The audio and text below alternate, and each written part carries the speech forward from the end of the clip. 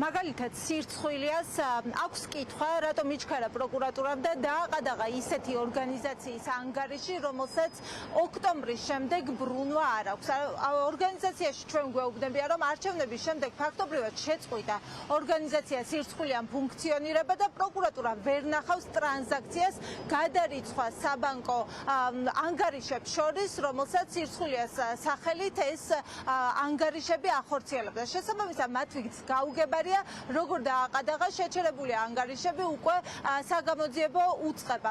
როგორც სირცხვილიაში გვეუბნებიან, ეს გადაწყვეტილება შეიძლება იყოს კიდევ ერთხელ დაშინების მცდელობა არასამთავრობო ორგანიზაციების, სწორედ იმ სამოქალაქო ორგანიზაციების, რომლებიც არიან დღეს ფუნქციონირებენ და ეხმარებიან მოქალაქეებს, მათ შორის იმ ადამიანებს, რომლებსაც უკანონოდ აჯარიმებენ და სწორედ ეს ორგანიზაციები ეხმარებიან, რომ ეს უკანონო ჯარიმები გადაიხადონ. გარდა იმისა, რომ ამ ორგანიზაციებს აქვთ შემოსავლები და ეხმარებიან მოქალაქეებს ჯარიმების გადახდაში, ამ ორგანიზაციების დახმარებით, მაგალითად სტუდენტები ბინის ქირას იხდიან, სწავლის გადასახადს იხდიან და ეს ყველაფერი თვლიან, რომ არის დაშინების მცდელობა და ერთგვარად ნიჰილიზმის დანერგვა საზოგადოებაში.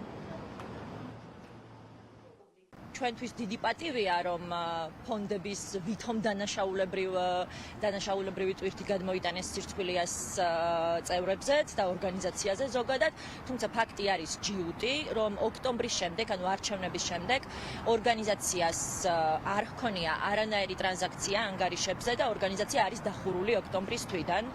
რა ვიცი, მიზეზი შესაძლოა იყოს უბრალოდ ჩვენი დაშინება, თუმცა შიშის ნაცვლად მე პირადად სრულიად არ ვიცი, სიამაყის გრძნობით ვივსები, რომ ვარ თანადამფუძნებელი იმ ორგანიზაციისა, რომელიც არა მხოლოდ მისი არსებობის განმავლობაში უქმნიდა თავის ტკივილს ოლიგარქს, არამედ მისი დახურვის შემდეგაც კი ოლიგარქი ამ ორგანიზაციის არჩილს დასდევს.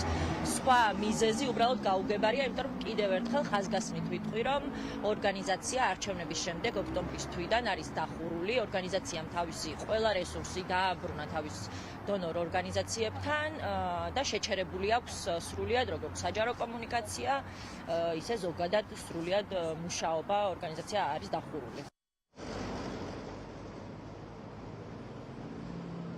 დაყადაღებული ორგანიზაციები ეხმარებოდნენ არა მხოლოდ აქციების დროს უკანონო დაჯარიმებულ მოქალაქეებს, არამედ სტუდენტებს, ასევე სოციალურად დაუცველებს, როგორც ბინის ქირის გადახდაში, ასევე კომუნალური გადასახადების გადახდაში.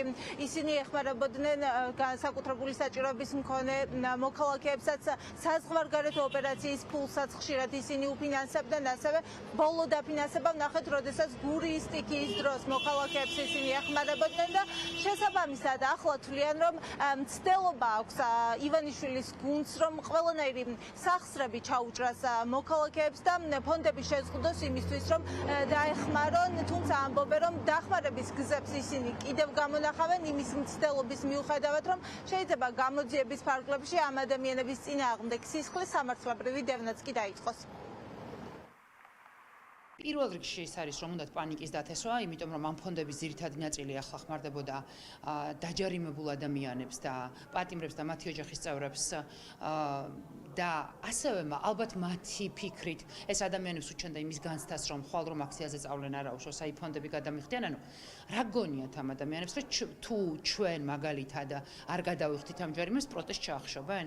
ეს რომ არასწორი მოლოდინებია, ძალიან მალე დამტკიცდება, ძალიან მალე ნახავენ ხალხის რეაგირებას. ჩვენის მხრივ მოვაგვარებთ, მოვძებნით გზებს პატიმრებს ყოველთვე როგორ უნდა შეევსოთ, თავიანთი ეს საკრედიტო თუ როგორც არის ბარათი, მაგრამ გამოსავალი არის ქუჩაში, გამოსავალი არის აქციებში. განჩინება ჯერ არ ჩაგვარებია, შესაბამისად იმაზე მეტი არ ვიცით, რაც განცხადება გაავრცელა პროკურატურამ. აბსოლუტურად გაუგებარია რაღაც კონსტიტუციური წესწყობილების დამხობის ცდელობა. კონსტიტუციიდან გავიდა ირაკლი კობახიძე, როდესაც მან 28 ნოემბერს გამოაცხადა, რომ საქართველო აღარ მიისწრაფოს ევროკავშირისკენ. ჩვენ ადამიანის უფლებათა სახლი 2023 წლიდან მოყოლებული პირველი რუსული კანონის პროტესტების დროს ადმინისტრაციული წესით დაჯარიმებულების ჯარიმებს ვიხდით. 2024 წელს ეს გაგრძელდა რუსული კანონის დროს და აი ამ გუშინდლამდე ვიხდით ადმინისტრაციული წესით დაჯარიმებული ადამიანების ჯარიმებს. თანხა შეგვქონა სახელმწიფო ბიუჯეტში, მათ შორის საშემოსავლოს ვიხდით ამ ჯარიმების.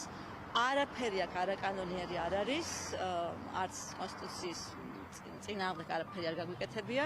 გავაგრძელებთ პროტესტის მხარდაჭერას, გავაგრძელებთ აი ამ რეჟიმის წინააღმდეგ ბრძოლას, გავაგრძელებთ მოთხოვნას, რომ დაინიშნოს ხელახალი არჩევნები და განთავისუფლდეს ყველა პოლიტიკური პატიმარი. ფონდების ხელმძღვანელებმა დამატებით არ იციან იმ ინფორმაციის გარდა, რაც გუშინ პროკურატურამ გაავრცელა, პირველ ეტაპზე ელოდებიან განჩინების ჩაბარებას, შემდეგ კი ვარაუდობენ, რომ საგამოძიებო უწყება მათ გამოკითხვაზე დაიბარებს.